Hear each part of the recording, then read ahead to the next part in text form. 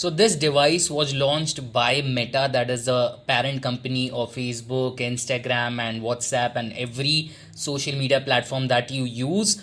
And in this video, I'm going to disclose what I found inside the device. This device was not publicly available, but an employee at Meta had their hands on this device, and luckily it was running Android, and I took a fast boot and I just grab all the files, and let's see what turns out to be inside this video. So without wasting time, let's start with the video.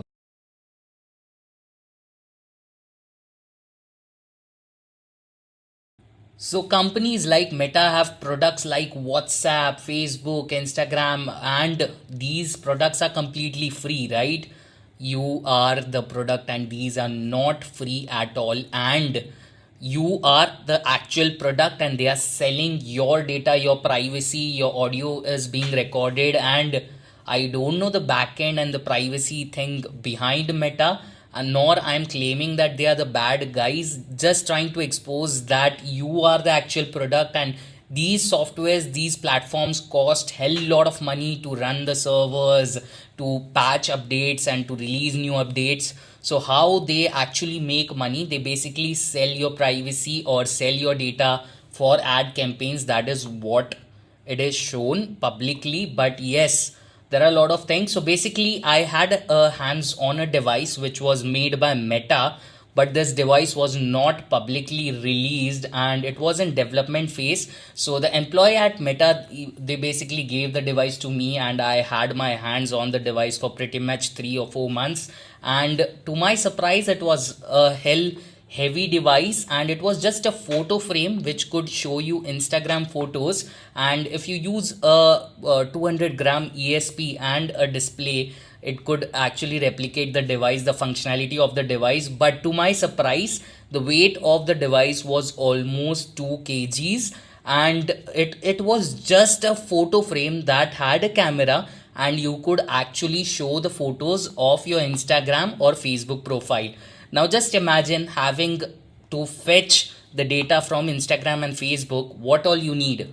Internet, okay, and everything is on the internet, and a display, that's all. So you just have a 200 rupees ESP board, and you can create a web app which can fetch the data and show you as a photo frame. So what can be the weight of the device?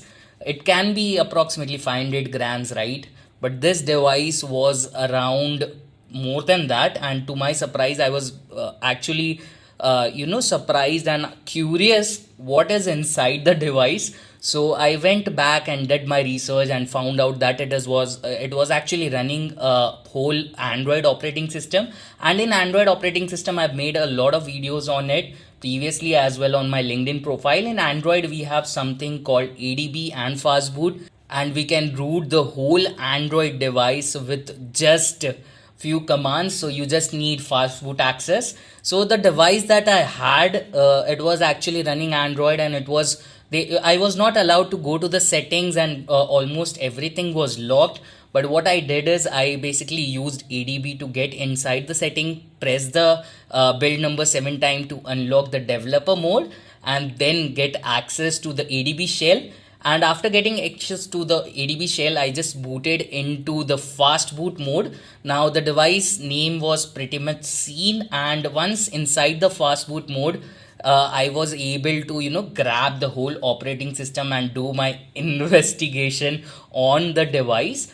And to my surprise, I was really surprised to see that it actually had a Type-C cable hidden inside it, and there were 2 buttons. If we talk about the device itself, it's a small 7-inch display, and the device is quite thick. And usually what people do is they keep these kind of photo frames in their bedroom, in their hall, and they are not concerned about their privacy. So there is a camera which allows you, initially the concept was it should allow you to take pictures and upload it on Instagram, and it should work like a photo frame kept on your table. Now just imagine a photo frame that is just kept on your table, on your bed, inside your bedroom, inside your living room, and what kind of privacy things are going on inside the device itself. So the device, I what I did is I basically rooted the device. I grabbed the whole operating system, and using fastboot, I was able to first of all get all the data.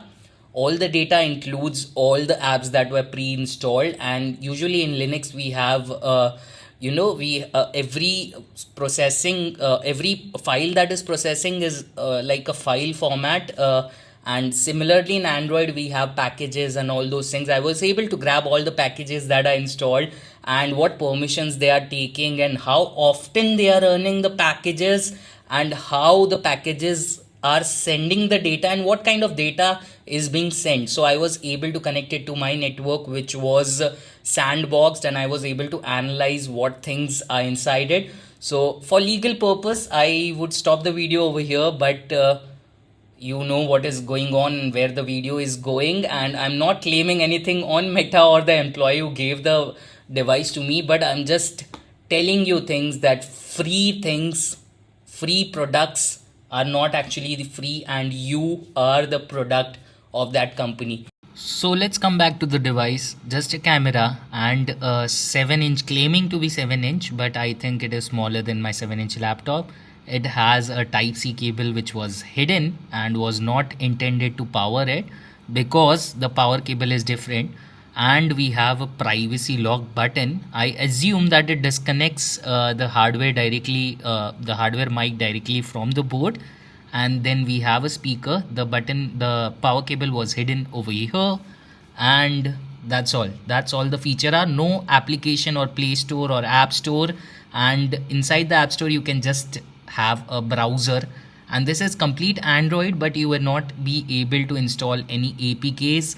Everything on this device is logged, and you were able to get access to the settings. But even though if you get access to the setting, the device tree was released, and you will be able to see the source code and everything, but even after doing that you won't be able to get into developer mode or get ADB access. So somehow I had to root the device and get the ADB access and the fastboot access to the device, and yes, of course, the volume buttons to get into the fastboot mode. One thing that surprises me the most is you have to connect your WhatsApp profile and Facebook and Instagram, everything in this simple device. So I don't know why they had done access to WhatsApp.